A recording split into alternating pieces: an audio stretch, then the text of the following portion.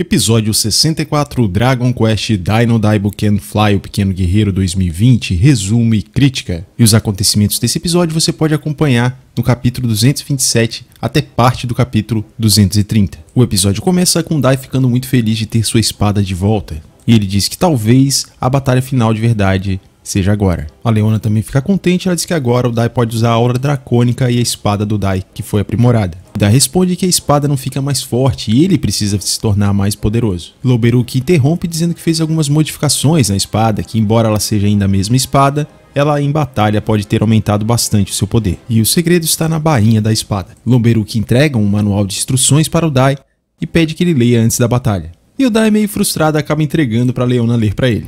E nessa parte, em relação ao mangá cortar a participação do Nova, onde em pensamentos ele dizia que mesmo que o Dai seja mais forte de todos eles, ele ainda precisa melhorar nos estudos. Lomberuki comenta que aprimorou também a lança demoníaca da armadura, e ele demonstra ter conhecimento que o Ryunkyo foi capturado. Acontece uma reunião e Lomberuki fica sabendo de tudo o que está acontecendo. E então ele comenta que invadir o Palácio de Vern nessas condições parece mais imprudência do que bravura. Nova parece um tanto desconfiado com Lomberuki perguntando quem é esse cara. Mas no mangá essa fala não acontece. A fala do Lomberuki também é um pouco diferente do mangá, porque lá no mangá ele disse que está um pouco desapontado ao ver que eles estão sendo imprudentes, afinal de contas ele acabou fazendo armas para eles. E assim é revelado que Lomberuki fez armas também para os companheiros do Dai. Além da arma do Ryunkyo, temos agora um machado para a Crocodile e um cajado para o Pop. E nesse momento eles dão falta do Pop. Porém, Dai acha que Pop está treinando. Man também recebe uma arma chamada o Punho Demoníaco da Armadura, o que no mangá foi chamado apenas de Bracelete Mágico, que ela deve usar na sua mão não dominante. Badak diz ter uma arma também para dar ao Shio, e o Shio acredita que era do Lomberuki, mas na verdade foi o Badak que fez para ele.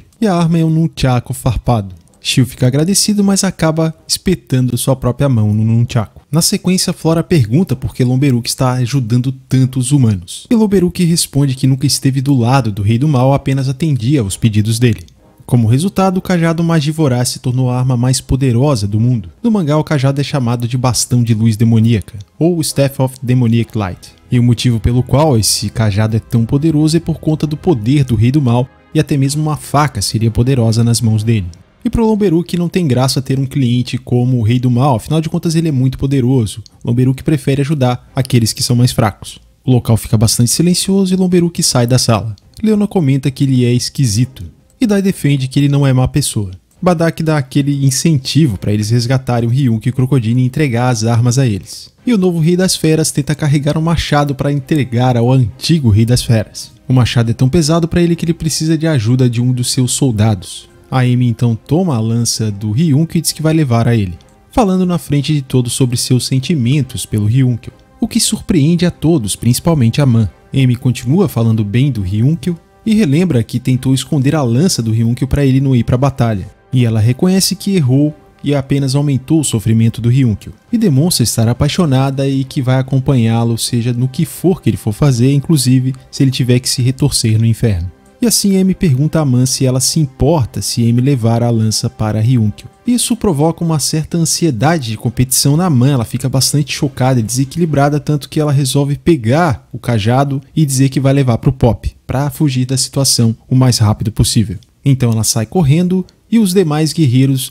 dizem que estão torcendo pela Amy para que ela entregue a lança ao Ryunkyo. E ela revela a eles que Ryunkyo já rejeitou anteriormente, o que faz eles se perguntarem por que Ryunkyo recusou uma mulher tão bonita. Enquanto isso, Leona fica acompanhando como se fosse uma novela, bastante empolgada com o que está acontecendo. E a Leona diz que está torcendo para que a Man cresça como pessoa, porque ela não tem consciência do carisma pessoal que ela tem. E aí acontece até um momento um pouco cômico entre o Dai e a Leona. De repente a Merle chega e o Dai fica preocupado que a Merle se envolva, afinal de contas a Man acabou de sair para ir procurar o Pop. Merle anuncia que o jantar está na mesa e Flora fala que assim que eles comerem, eles devem conferir as armas pela última vez. E depois irem descansar o máximo possível, para no dia seguinte todos irem para a guerra. Todos parecem contentes e inspirados. Na cena seguinte vemos a Man na floresta, e ela fala consigo mesma que não sabia que a Amy era apaixonada pelo Ryunkyo. E ela fica em dúvida em relação a seus sentimentos pelo Ryunkyo. Enquanto isso, Pop aparece meditando, e ele está refletindo sobre os 5 poderes da alma que são necessários para fazer o Menokator. No manuscrito consta 4 desses poderes, mas um deles está apagado, que é justamente o que era do Pop. e por isso ele está tentando descobrir qual seria o poder da alma dele. E assim Pop ainda continua duvidando das suas qualidades e que ele teria uma palavra para definir o seu poder da alma. A mãe chega até ele e interrompe a meditação, e Pop está preocupado em esconder o que está acontecendo com ele. Mãe entrega o cajado que Lomberuki fez e as instruções para o Pop. Pop fica feliz com as boas novas, principalmente em saber que a espada do Dai foi consertada. Um pouco sem jeito, Mãe diz que quer conversar sobre o Ryunkyo e diz não saber o que sente de verdade sobre ele. E menciona já ter dito antes que não sabia se gostava de Ryunkyo enquanto homem. No mangá ela diz diretamente que não sabe se ama o Ryunkyo como homem. E ela menciona quando ouviu que a Emi é apaixonada pelo Ryunkyo, o coração dela acabou batendo mais forte. E ela pergunta se isso não seria inveja da parte dela, ou se ela estaria confusa porque alguém mais além deles entende o Ryunkyo. Pop fica full pistola e grita com a mãe dizendo para ela calar a boca. Ele chega a chamá-la de idiota, afinal de contas ele diz que não tem como saber o que ela está sentindo se nem ela mesma sabe. E assim ele desvia o assunto falando sobre a batalha que eles têm no outro dia, e que talvez eles não voltem vivos enquanto ela tá ali falando sobre amor, e ele diz que não interessa a ele se ela ama o Ryunkyo. Mãe então se desculpa, achando que a irritação do Pop é só por causa do treinamento que ele está tendo, sem fazer ideia de que na verdade ele está morrendo de ciúmes. Ela tenta se justificar dizendo que o Pop é o único que ela pode falar sobre essas coisas. É, Pop, bem-vindo à friendzone. Mãe se desculpa com uma voz um pouco chorosa e sai correndo. Pop continua furioso e dá uma cabeçada na árvore, causando um pequeno sangramento em sua testa. E ele fica se lamentando, achando que errou com ela, afinal de contas ela confiava nele e ele a tratou como se fosse lixo. Ele fica um pouco nervoso e acaba passando o poder mágico para o bastão sem nem perceber. E mais uma vez ele se lamenta por não conseguir fazer sua insígnia brilhar. Furioso, Pop arremessa seu bastão e ele fica surpreso com a explosão que é causada. Pop começa a ler as instruções do cajado sombrio, também nominado como Black Rod, e ele descobre que o cajado absorve energia mágica e a converte em energia física. Além disso, o bastão pode esticar e mudar de forma. Pop testa o bastão, fazendo com que ele se estique e destrói ali algumas rochas, percebendo que o bastão é muito poderoso para ataques físicos, e funciona de forma similar ao bastão do Vern. Pop menciona que sua única esperança é inventar algo no meio da batalha, afinal de contas até agora ele não conseguiu fazer a insígnia brilhar. E ele demonstra estar determinado a acreditar que pode virar o jogo no último instante. Na cena seguinte, o novo Rei das Feras está discursando para seus soldados. Para evitar que seus soldados, que são monstros, sejam confundidos com os monstros do exército demoníaco, Shio criou insígnias para dar ao seu batalhão. Então ele dá insígnias com um número correspondente à ordem que cada um entrou em seu batalhão. Shio sabe que tem apenas 10 soldados, mas ele percebe que está com um número de 11 soldados. E ele acaba se surpreendendo com o mestre Brukina disfarçado. De um jeito engraçado, Brukina nega ser o mestre de Shio e diz ser o 11º ajudante do comando do Rei das Feras, se intitulando como o monstro misterioso Sr. Fera. Shio diz que o Brukina não precisa do disfarce, mas Brukina diz que ajudar seus alunos secretamente é mais legal. E assim Brukina pede uma insígnia para ele também. Na cena seguinte vemos mais uma reunião onde todos estão discutindo os planos para resgatar Ryunkyo e Crocodile. E Flora menciona as dificuldades, principalmente porque os 5 discípulos de Avan precisarão fazer o feitiço Minokator, enquanto isso todos os outros vão ter que ficar de guarda. Nova se oferece para deter os inimigos enquanto os outros estão ocupados com o feitiço. Assim Nova comandará um exército. E Lomberuki aparece duvidando da capacidade do exército do Nova. Nova fica furioso com Lomberuki e diz que ao contrário do Lomberuki ele não está ali por simples capricho e sim disposto a dar sua própria vida. No mangá o diálogo é um pouquinho diferente, o Nova manda o Lomberuki cuidar da vida dele, dizendo que eles não são como ele. Lomberuki se mostra sábio. Ele responde dizendo que não é possível presumir que arriscar a vida trará a vitória e que o Nova acabará morrendo. Nova fica full pistola e ameaça sacar sua espada para atacar Lomberuki, mas é detido por seu pai. Com tranquilidade, Lomberuki pede calma ao Nova e diz que não está tentando insultá-lo, e sim perguntando se eles querem ajuda. Todos ficam surpresos, principalmente a Flora, que pergunta se Lomberuki também lutaria. Se comparado com o mangá, a cena terminaria após a fala da Flora. Mas no anime temos uma cena extra, onde Lomberuki declara que deu uma vontade de acompanhá-los até o fim. A cena se encerra e vemos o Dai tendo dificuldades para dormir. Ele sai pelos corredores e vê uma luz acesa e lá ele encontra a Merle trabalhando, fazendo ervas medicinais. Eles conversam um pouco e o Dai conta que está com dificuldades para dormir. Merlin então entrega uma semente dos sonhos, dizendo que a semente vai ajudar o Dai a dormir e curar o cansaço dele. E ela conta que quem é puro de coração consegue sonhar com aquilo que mais quer, e que Dai com certeza terá bons sonhos. Dai come a semente e agradece indo embora dormir.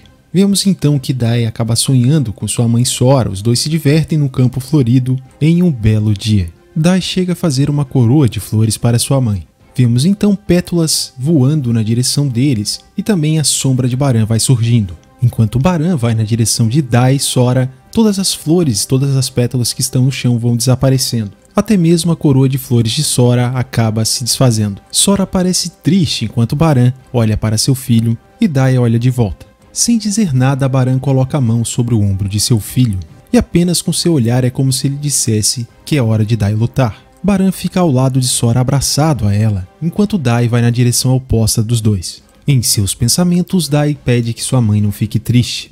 Ele olha para ela com um sorriso no rosto. Em seu pensamento diz estar decidido a arriscar tudo nessa luta. Em um belo quadro, Dai promete que não vai perder. E assim ele desperta com a luz do sol batendo na janela de seu quarto. Dai parece bastante animado, ele acaba encontrando a Leona e ela comenta sobre isso. E Dai conta que teve um sonho com a mãe dele. Ele diz que iria agradecer a Merle, mas que não a encontrou. Leona então conta que a Merle saiu cedo com o resto do pessoal e que ela também vai lutar. A princesa diz ter sido contra, mas Merle insistiu que se o mundo vai acabar, ela quer lutar com eles mesmo sendo fraca. Vemos então que Mãe está terminando de se vestir. No mangá temos uma cena onde mostra a Mãe logo após ela acordar, enquanto aqui no anime já mostra ela quase pronta. Pop bate na porta da Mãe e pede desculpas pelo outro dia. E ela responde que estava errada. Pop pede para eles esquecerem o que aconteceu e focarem no dia de hoje, porque não dá para Man contar que gosta do Ryunkyo se eles não salvá-lo. Em seus pensamentos, Pop diz que enquanto Man está rezando por Ryunkyo, ele pede que ela reze por ele também, para que Pop não fracasse no momento crucial. Os dois chegam no local onde está Leona e Dai, e a Leona parece um pouco decepcionada porque Pop e Man estão normais. Eles então reúnem as mãos, e Leona diz que eles não podem presumir que terão outra chance, o que faz Pop tremer um pouco na base. Leona afirma que essa será a batalha final deles. A cena corta e vemos Ryunkyo e Crocodile crucificados no local, onde ocorrerá a execução deles. E assim o episódio se encerra. Temos mais uma vez uma boa adaptação do mangá, com pequenos cortes e cenas que não fizeram diferença para o anime. Eu achei um episódio tão bom quanto o anterior, apesar de eu gostar mais desse por ele aproximar mais da batalha final. E a impressão que eu tenho é que esse momento foi o de maior preparação até agora no anime. Foi um episódio interessante, onde tivemos mais desenvolvimento dos personagens e na relação deles entre si. Destaque para o Lomberuk, que fez novas armas. Aliás, a arma do Pop parece bastante interessante e muito útil para um mago, afinal de contas agora ele tem poder físico de ataque. Falta agora a gente saber o que as outras armas fazem, como o machado do Crocodile e o bracelete da Man. E o Lomberuk também parece ser aí um grande acréscimo, uma grande ajuda para o time do Dai. Ao que tudo indica, ele é tão forte que não se submete ao Vern, pois ele apenas fez armas para ele e não chegou a trabalhar no exército do mal. Além de que mesmo ele não estando mais trabalhando para o Vern não mandou que o Killvern assassinasse Lomberuk. Talvez por achar que Killvern não daria conta. Achei curioso a parte da Man de ter despertado esse sentimento de competitividade e de sentimento de perda do Ryunkyo talvez para a Amy. E eu quero saber a sua opinião. Pop fez certo em ter tratado a Man daquele jeito, ao invés de ouvi-la e ser o amigo compreensivo? Eu penso que ele não precisava ter sido tão grosseiro, mas que ele agiu de forma correta. Afinal de contas, se ele bancasse o amigo compreensivo, ficaria na friendzone além de ter que aturar a Man falando do Ryunkyo o tempo todo. Assim, ele não precisa ficar ouvindo ela se lamentando sobre o amor que ela tem pelo Ryunkyo ou coisa assim. Também fiquei curioso sobre o poder da bainha da espada, o que ela fará agora. Eu gostei bastante também da parte ali que o Dai tem um momento de felicidade com a mãe dele, e isso acabou fazendo com que ele renovasse ainda mais os ânimos e estivesse mais motivado para a luta. E pelo que a Amy demonstrou, eu também torço para que ela fique com o Ryunkyo. Assim como eu também estou torcendo pela Merle conseguir ficar com o Pop. Mas realmente é um tanto curioso, né, que tudo isso tenha aparecido agora, que o mundo tá para acabar. Apesar do Pop ter dito aquelas coisas por estar com ciúme, ele tem uma certa razão. Afinal de contas, começar a falar de romances e sentimentos nesse momento em que eles estão indo para uma batalha que talvez todos morram, é compreensível, mas ao mesmo tempo um pouco estranho. Eles deveriam estar preocupados mais com a batalha. No próximo episódio, finalmente começa aí, acredito, o arco final do anime, e eu tenho esperança que a gente comece a ter agora boas batalhas. Eu gosto de episódios de transição, mas acredito que já chegamos aí um pouco no limite, a gente já teve bastante episódio de transição, e agora a gente precisa de um pouco mais de ação. Veremos também como o Popp vai resolver o problema da sua insígnia. Nesse episódio tivemos dois grandes reforços, que é o Lomberuki e o Mestre Brukina, que acredito que sejam muito poderosos e vão acrescentar força ao exército contra o Rei do Mal. E você, o que achou do episódio 64 de Dragon Quest Dino Daibuken 2020? Deixa sua opinião aqui nos comentários. Obrigado a todos e até o próximo vídeo.